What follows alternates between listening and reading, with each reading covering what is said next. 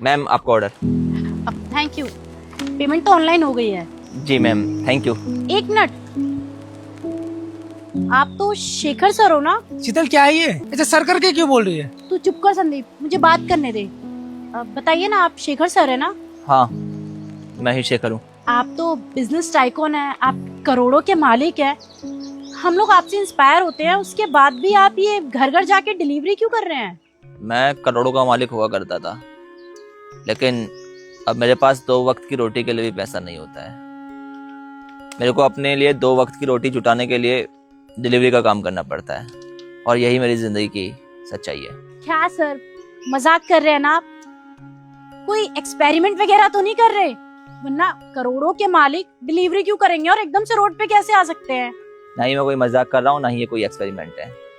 ये मेरी जिंदगी का नया सच है कि मेरे को 2 वक्त की रोटी जुटाने के लिए मेहनत करनी ही पड़ेगी। सर, आज आपकी बातें बड़ी अटपटी लग रही है मुझे। आप तो खुद ही बोलते थे किस्मत बनाना अपने हाथ में होता है, फिर आज आप ये सब बातें क्यों कर रहे हैं? ओ, क्या होता है ना, सब कुछ इंसान के हाथ में नहीं होता है, कुछ चीजें किस्मत के हाथ में भी होती हैं। शायद मेरी किस्मत में यही था, इसलिए इतना बड़ा मुकाम हासिल करने के बाद भी आज मैं डिलीवरी बॉय का काम कर रहा हूँ। ये आप क्या बात कर रहे हैं? मेरे को कुछ भी समझ नहीं आ रहा है। You are my inspiration sir. मैं आपके सारे पॉडकास्ट देखती थी, सारे इंटरव्यूज देखती थी, मैं आपके बारे में सब कुछ जानती हूँ। ऐसा हो ही नहीं सकता कि आप अपनी जिंदगी से हार मान जाएं। और अगर ऐसा कुछ हुआ भी है तो फिर न्यूज में क्यों नहीं आया ये सब? सर, आप बताइए ना, आपके साथ हुआ क्या है? मुझे बहुत क्यूरियोसिटी हो रही है जानने की। सर, इंडिया की टॉप मोस्ट कंपनियों में से आपकी एक कंपनी आती है और आप एकदम से रोड पे आ गए, डिलीवरी का काम कर रहे हैं। मेरे को कुछ समझ नहीं आ रहा है सर, प्लीज मुझे बताइए ना, मैं बहुत क्यूरियस हूँ जानने के लिए। हाँ, मैं कहा करता था कि किस्मत लिखना इंसान के खुद के हाथ में होता है, क्योंकि मैंने अपनी किस्मत खुद अपने हाथों से लिखी थी। एक गरीब घर से उठकर मैंने इतना बड़ा बिजनेस एम्पायर खड़ा किया, लेकिन सब कुछ मेरे हाथों से चुटकियों में निकल गया। और तब मुझे एहसास हुआ कि इंसान चाहे अपनी किस्मत को जितना भी लिखने की कोशिश कर ले, लेकिन होता वही है जो ऊपर वाला लिखता है अपनी कलम से। और मेरी किस्मत में भी शायद ऊपर वाले ने अपनी कलम से यही लिखा था, इसलिए आज मैं यहाँ पे हूँ। मैंने ही मना किया था इंटरव्यूज़ के लिए, प्रेस कॉन्फ्रेंस जारी करने के लिए, क्योंकि मैं नहीं चाहता था कि तमाशा बने, लोग मुझसे तरह तरह के सवाल करें। अगर मैं ये सारी चीज़ें करता तो शायद अपनी खोई हुई प्रॉपर्टी, अपना खोया हुआ बिजनेस मैं अपने पास दोबारा हासिल भी कर लेता। लेकिन हासिल करने की जब चाह मर जाती है तो इंसान गुमनामी के समंदर में चला जाता है, और मैं भी गुमनाम हो गया हूँ इस दुनिया से। अपनी ज़िंदगी को बस ऐसे ही काट रहा हूँ एक नई पहचान के साथ। बट क्यों सर, आपने ऐसा क्यों किया? वैसे बताना नहीं चाहता था मैं, लेकिन शायद तुम्हारा कोई लगाव है मुझसे, कहीं ना कहीं जुड़ी हुई हो तो मुझसे, फिर चाहे इंटरव्यू से जुड़ी हो या पॉडकास्ट वगैरह से। देखो, मेरे बड़े भाई ने धोखा दिया है मुझे। मैंने अकेले के दम पे इतना बड़ा बिजनेस खड़ा किया तो सोचा कि मेरे भैया हैं, उनको भी बिजनेस में शामिल करता हूँ। उन्हें जब बिजनेस में शामिल किया तो सारा बिजनेस फिर उनके भरोसे ही छोड़ दिया, क्योंकि बहुत छोटी उम्र से मैं कमाने के लिए निकल गया था घर से। अब जिंदगी के ऐसे पड़ाव पर आ चुका था जहाँ पे ठहराव आ गया था थोड़ा। पैसा, नाम, इज्जत, शोहरत सब कमा लिया था। वो होता है ना, जिस चीज के लिए आप एक वक्त भाग रहे होते हैं, एक टाइम के बाद जब वो आपको चीजें मिल जाती हैं तो फिर बोर हो जाते हैं आप उन सब चीजों से भी, और लौट पड़ते हैं प्रकृति की ओर।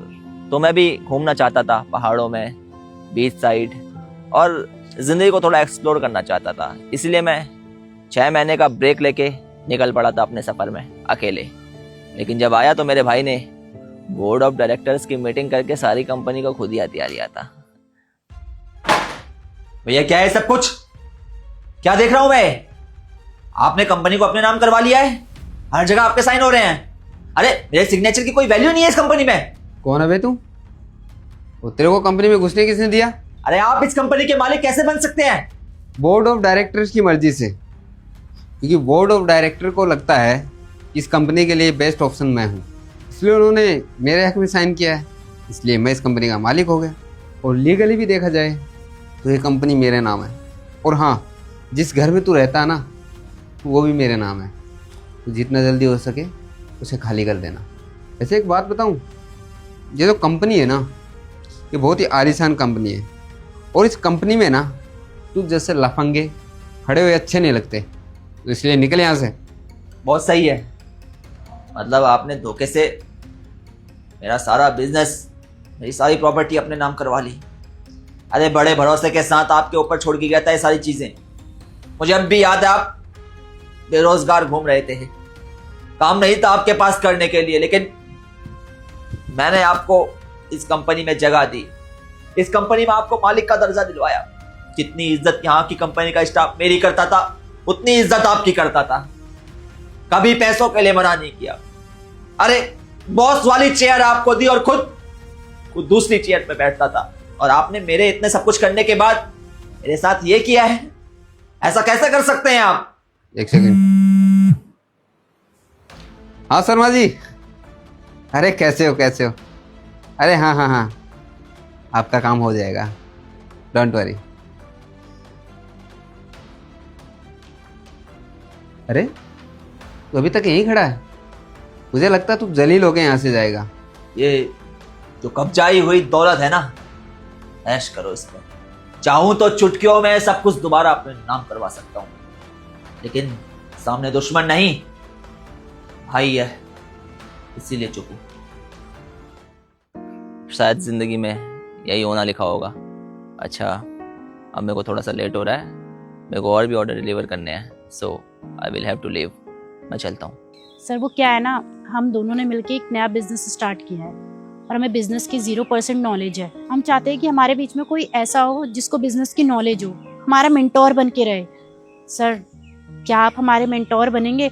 हम आपको 80% देने को राजी हैं, बट सर प्लीज ना मत करिएगा। सर इसी बहाने आप दोबारा अपना एम्पायर खड़ा कर लेंगे और हमारा बिजनेस भी सक्सेस हो जाएगा। सलाह दे सकता हूँ बिजनेस शुरू करने की, बिजनेस में कोई हेल्प चाहिए तो वो भी कर सकता हूँ, लेकिन ये पार्टनरशिप वगैरह ये नहीं चाहिए मुझे। तुम्हें क्या लगता है कि जो इंसान एक ज़माने में इतना बड़ा बिजनेसमैन था, क्या वो अपना बिजनेस दोबारा नहीं खड़ा कर सकता था? क्या वो पैसा दोबारा नहीं कमा सकता था? लेकिन जब चाह मर जाती है इंसान की, तो फिर इंसान पैसे के पीछे भागता नहीं है। अब मेरी ज़िंदगी का उद्देश्य मात्र अपने लिए 2 वक्त की रोटी जुटाना है, और वो मैं इस काम से जुटा रहा हूँ, और इस काम में खुश भी हूँ। लेकिन सर मुझे एक बात समझ नहीं आई, जब आप अपनी प्रॉपर्टी और अपना बिजनेस वापस ले सकते थे तो आपने वापस क्यों नहीं ली? अपनों की खातिर कमा रहा होता है इंसान, और जब वही अपने इंसान को धोखा दे देते हैं तो फिर इंसान की चाह मर जाती है कमाने की। क्योंकि हम में से अधिकतर लोग अपने लिए कम जीते हैं, अपने परिवार वालों के लिए ज़्यादा जीते हैं। कोई अपने भाई के लिए जी रहा होता है, कोई अपनी बहन के लिए जी रहा होता है, कोई अपने माँ बाप के लिए जी रहा होता है। मैं भी अपने परिवार के लिए ही जी रहा था, और छोटी उम्र में मैंने कमाना शुरू कर दिया था। बड़ा होके अच्छा खासा बिजनेस भी खड़ा कर लिया था, लेकिन जब मेरे खुद के भाई ने मुझे धोखा दिया तो फिर टूट गया मैं। मैंने कहा ये रिश्ते नाते तक झूठे हैं यार, पैसे के आ गए तो। और फिर सोच लिया कि हटाओ, क्या ही रखा है पैसा कमाने में, जिंदगी को इसी तरह से जी लेंगे। और दूसरी बात यह कि अगर कोई दुश्मन ऐसा करता तो उससे बदला लेने के चक्कर में अपना बिजनेस दोबारा खड़ा कर लेता मैं, लेकिन अपनों से बदले थोड़े ना लिए जाते हैं। इसीलिए मैंने अपने भाई से बदला लेने की नहीं सोची और चलाने दिया उसे बिजनेस। अब वो ऐसे में खुश है तो ऐसे ही खुश रहे।